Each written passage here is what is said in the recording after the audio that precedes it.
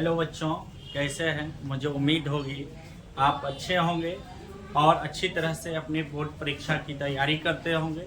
मैं फिर एक बार पुनः आपके हिंदी व्याकरण के टॉपिक्स काल का एक चैप्टर लेके पहुंच गया। यह काल से भी प्रश्न पूछे जाते हैं और इसमें ऑब्जेक्टिव टाइप्स के क्वेश्चन ज़्यादातर पाए जाएंगे। काल चैप्टर से आपको ऑब्जेक्टिव में से ज़्यादा प्रश्न पूछे जाएंगे।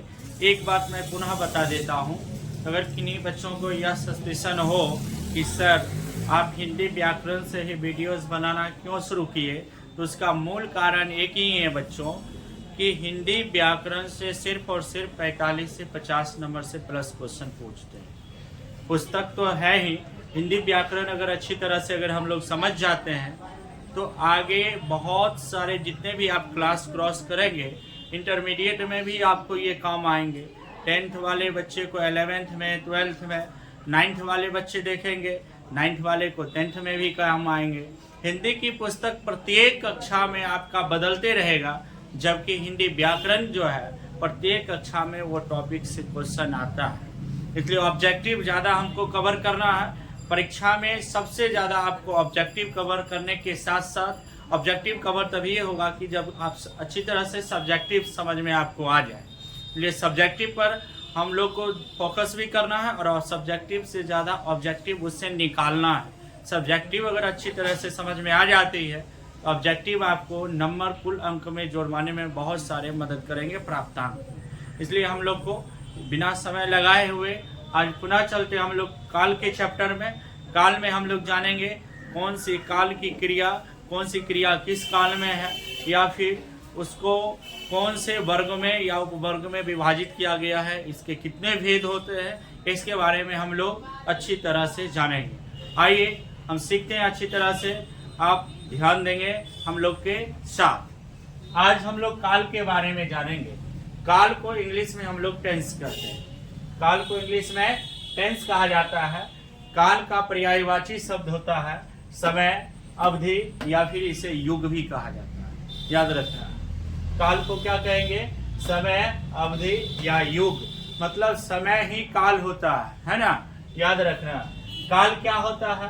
काल जो होता है यह क्रिया के रूपों के बारे में अध्ययन कराता है। क्रिया के रूप का मतलब क्या? क्रिया किस रूप में, क्रिया वर्तमान समय में चल रही है कि आने वाले समय में चलेगी, या फिर क्रिया खत्म हो चुकी है, इसके बारे में अध्ययन कौन करवाता है? काल करवाता है। इसलिए काल का परिभाषा क्या होता है? क्रिया के रूपों के बारे में अध्ययन कराने वाले को ही क्या कहते हैं? काल कहते हैं। इसको अच्छी तरह से समझ लेना है। क्रिया के रूपों के रूप का मतलब यह हुआ कि क्रिया किस फॉर्म में काम कर रही है, क्रिया किस फॉर्म में हो रही है। मतलब प्रेजेंट और पास्ट और फ्यूचर, ये तीनों में से किस रूप में हो रही है, इसको जानना है। आगे है, काल के मुख्यतः 3 भेद होते हैं। काल के मुख्यतः कितने भेद होते हैं? 3 भेद होते हैं।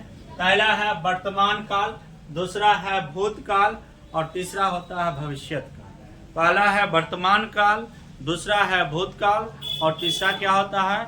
भविष्यत काल। वर्तमान काल का आइडेंटिफिकेशन हम लोग जानेंगे, इसकी पहचान कैसे होती है। इसको तातेती करके हम लोग वर्तमान को जानेंगे, था थे थी को भूत जानेंगे और गागेगी को भविष्यत जानेंगे। हम लोग को पहले गुड इंग्लिश में भी बताया गया है, पढ़ाते थे शिक्षक, तातेती को वर्तमान जानो, था थे थी को भूत और गागेगी को भविष्यत जानो। लो बच्चे अब टेंस पहचानो। मतलब इसको कविता के माध्यम से हम लोग को याद कर लेना है कि तातेती को वर्तमान जानो, थाथे थी को भूत और गागेगी को भविष्य जानो।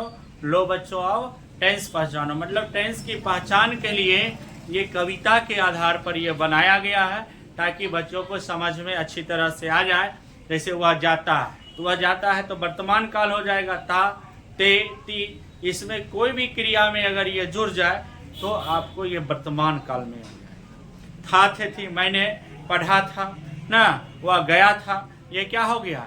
या फिर आपको भूतकाल में या ये ई भी आ सकते हैं, याद रखिएगा, या ये ई भी भूतकाल में आएगा। इसको हमको अच्छी तरह से जानना है। गागेगी, गागेगी का मतलब होता है भविष्यत काल। भविष्यत काल की पहचान में क्या आती है?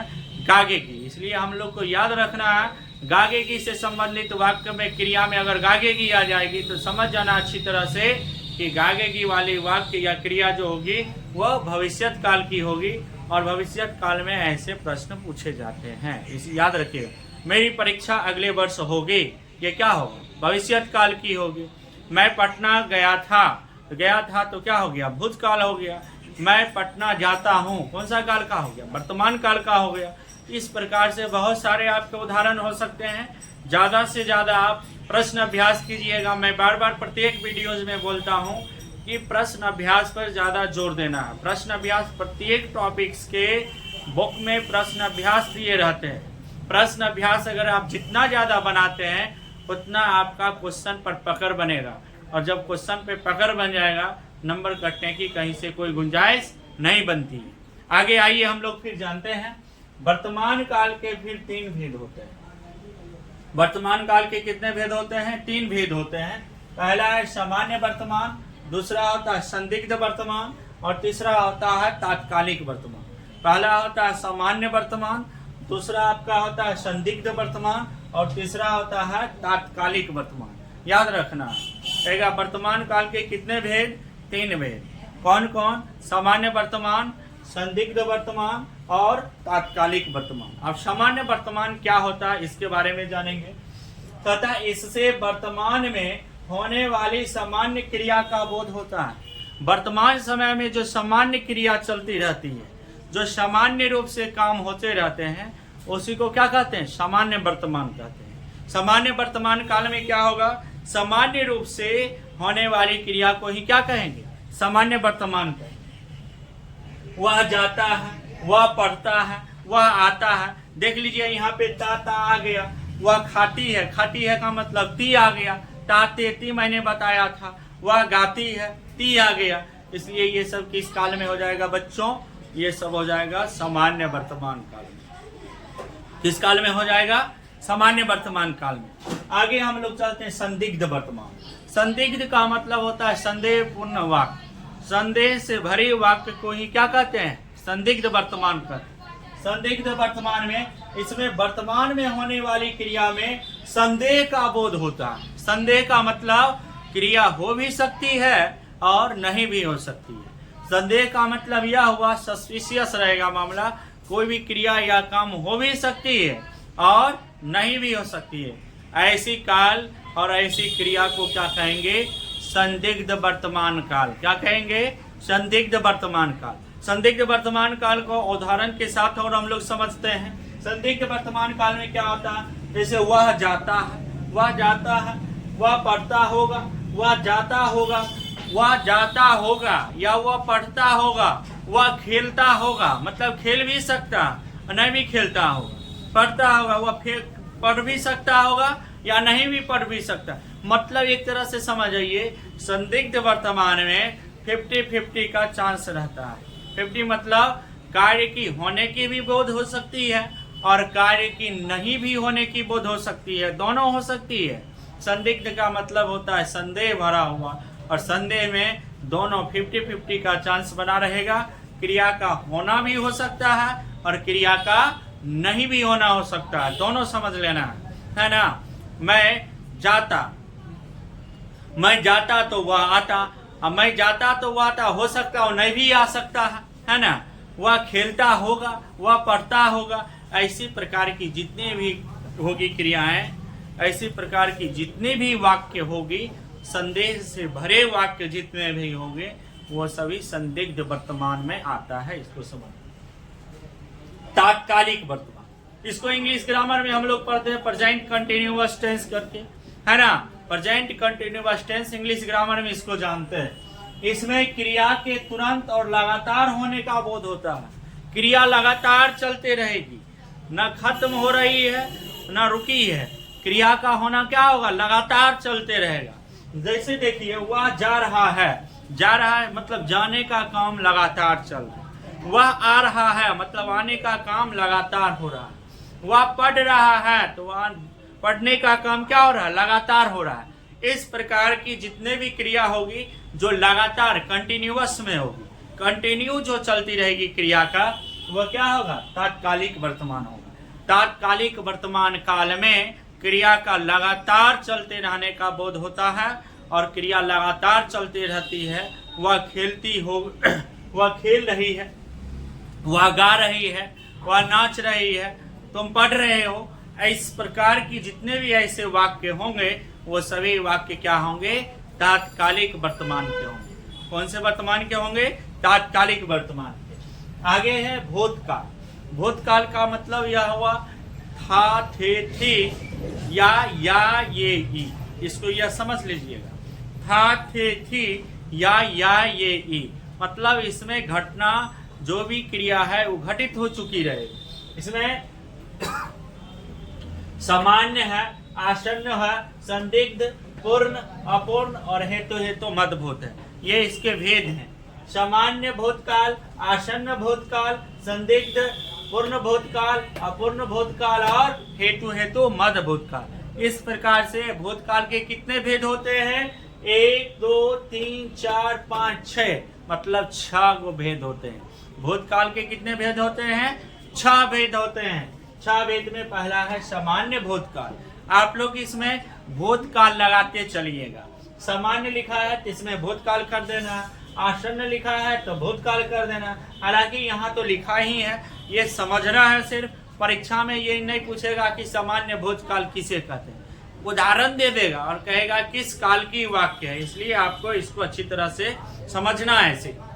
इसमें क्रिया के समाप्त हो जाने का बोध होता है।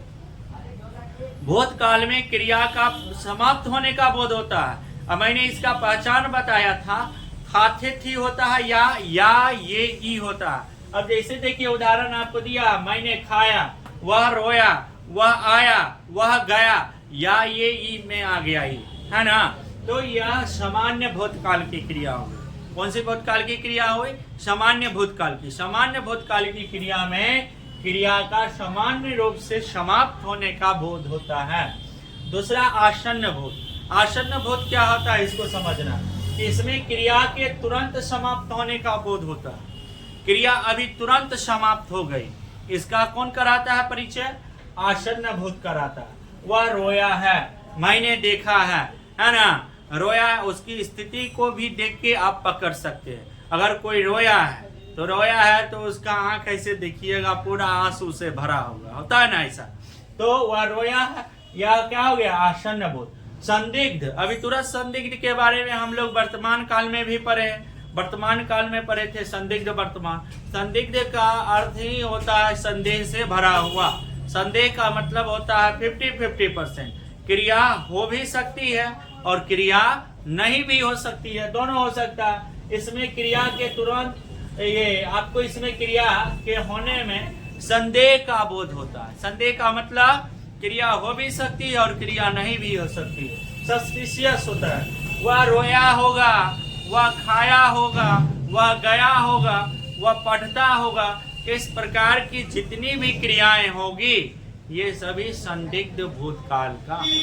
संदिग्ध का मतलब ही होता है संदेह से भरा हुआ, संदेह पूर्ण। इसलिए संदेह पूर्ण में जो भी वाक्य होगी वो सब क्या हो जाएगी? संदिग्ध भूतकाल होगा। भूतकाल से संबंधित हुआ। पूर्ण भूत नाम से ही स्पष्ट है। पूर्ण भूत इसको कहते हैं। पूर्ण का मतलब क्रिया का पूर्णतः समाप्ति का बोध हो चुका रहे। पूर्ण भूत में क्या होगा? क्रिया का पूर्णतः समाप्ति का बोध जिस काल में रहेगा वो क्या कहलाएगा?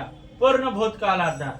जैसे मैंने देखा था, मैंने दिल्ली गया था, उसने ताजमहल देखा था, उसने लाल किला देखा था। ऐसी जितनी भी क्रियाएं होगी, मैंने एक पत्र लिखा था, मैं पटना गया था। इस प्रकार की जितने भी क्रिया होगी वो सभी पूर्ण भूतकाल की होगी। पूर्ण का मतलब काम का अच्छी तरह से समापन होना होता है, और समापन मतलब काम की समाप्ति हो गई है, मतलब क्रिया खत्म हो गई है। इसको ऐसे समझना। नाम से ही स्पष्ट है। अगला है अपूर्ण भूत। अपूर्ण भूत क्या होता है?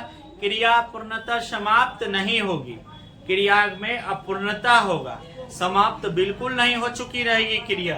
कैसे नहीं हो चुकी रहेगी? इसमें क्रिया के अपूर्णता का बोध होता है। जैसे वह रोता था, रोया हुआ खत्म नहीं हुआ था।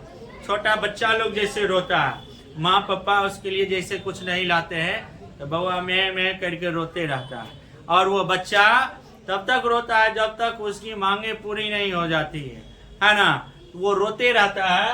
रोने में कौन सा भूत होगा? अपूर्ण भूत होगा।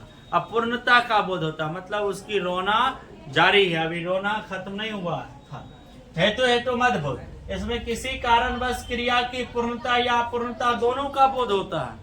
हेतु मद में क्रिया पूर्ण भी हो सकती है और क्रिया पूर्ण नहीं भी हो सकती है, दोनों बातें होगी। हेतु मद बोध में क्या होगा? क्रिया का पूर्णता भी होगा और क्रिया अपूर्ण भी हो सकती है, दोनों इसमें लगा रहेगा। जैसे देखिए, वह आता तो मैं जाता, वह आता तो मैं जाता, वह भी नहीं करेगा तो मैं जाऊंगा कैसे, है ना? तो दोनों बातें होगी।